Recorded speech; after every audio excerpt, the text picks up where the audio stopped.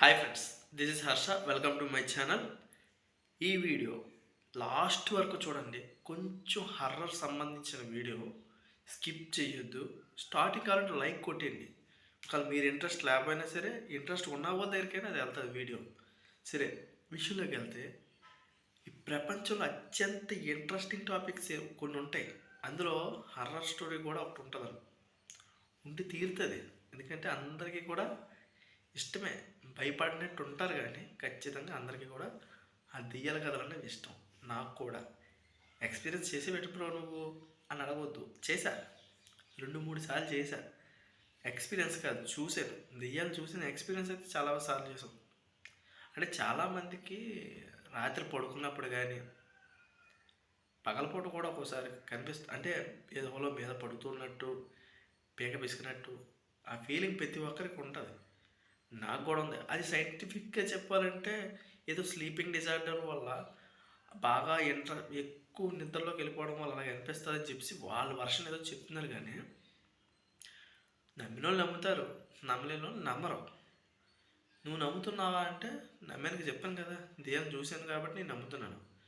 So అలాంటప్పుడు సింగిల్గా ఎవరైనా ఎక్స్పీరియన్స్ చేస్తే చాలా భయానకమైన సిచ్యువేషన్స్ ఉంటాయి. కొన్ని ఆత్మలు ఎలా ఉంటాయంటే ఏదో భయపెట్టి వదిలేస్తాయి. కొన్ని ఏంటంటే దాడులు చేస్తాయి, అంటే మనల్ని అటాక్ చేయడానికి ట్రై చేస్తాయి. అలాంటప్పుడు ఏం చేయాలో ఈ వీడియోలో చెప్తాను. మామూలుగా మనకి ఏమొచ్చేస్తుంది డౌట్, శ్రీ ఆంజనేయం ప్రసన్నాంజనేయం, శ్రీ ఆంజనేయం ప్రసన్నాంజనేయం అనుకుంటే అది శాంతించడం కాదు. భయపడిపోయి కొంచెం దూరంకి వెళ్ళడం ప్రయత్నిస్తాయి. కానీ ఎప్పుడు కూడా అది వర్కౌట్ అవుతుంది, 100% అవుతుంది. భయపడతాయి. కానీ ఎక్కువ దెయ్యాలు ఉన్నప్పుడు మనం గుర్తు చేసుకోవడానికి కూడా భయపడిపోతాం. అలాంటప్పుడు ఏం చేయాలంటే మ్యాక్సిమం ఒక మంత్రం ఉన్నది. ఆ మంత్రం మనం ప్రతిరోజు కూడా 3 సార్లు జపిస్తే మనకి ఎంత నిద్రలో అలాంటి సిచ్యువేషన్స్ వచ్చినా సరే మనకి అది గుర్తు వచ్చేస్తుంది అనమాట. ఆ మంత్రం చదివితే ఆల్మోస్ట్ మనం ఉన్న చోట దెయ్యాలు ఏమైనా వస్తే ఆ మంత్రం కానీ చదివామనుకో, దెయ్యాలు అట్నుంచి అటు పారిపోతాయి. ఒకవేళ దెయ్యాలు ఉన్న ప్రదేశంకి మనం వెళ్తే, అంటే నా ఉద్దేశం ఎక్కడికైనా బయటికి వెళ్ళినప్పుడు, ఏదైనా నిర్మానుష్యం ప్రాంతంకి వెళ్ళినప్పుడు అలా మనల్ని అటాక్ చేయడానికి ట్రై చేస్తే, అలాంటప్పుడు మనకి ఆ మంత్రం అన్నది ఒక రక్షణ కవచంలాగా ఉపయోగపడుతుంది. సో ఆ మంత్రం ఏదో ఇప్పుడు తెలుసుకుందాం. ఓం భూర్భువస్వః తత్సవితుర్వరేణ్యం భర్గో దేవస్య ధీమహి ధియో యో నః ప్రచోదయాత్.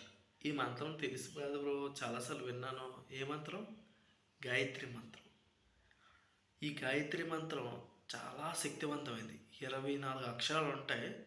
24 అక్షరాలు కూడా 24 దేవతల పేర్లతో ఆ మంత్రం అన్నది క్రియేట్ చేశారు. అప్పటి మన సైంటిస్టులు, అంటే ఋషులు మునులు, వాళ్ళు క్రియేట్ చేశారు. నిజంగా అదొక వరం లాంటిది మనకి.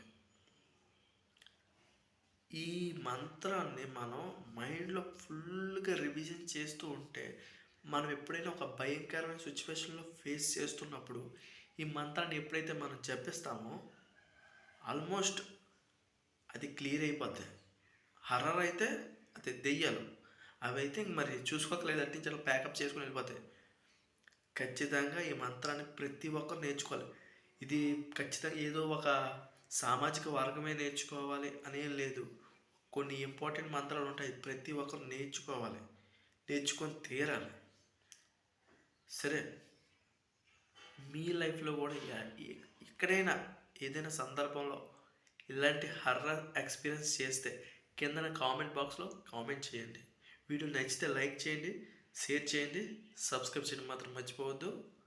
బెల్ ఐకాన్ కూడా కొట్టండి. టాటా, బై బై, జై హింద్.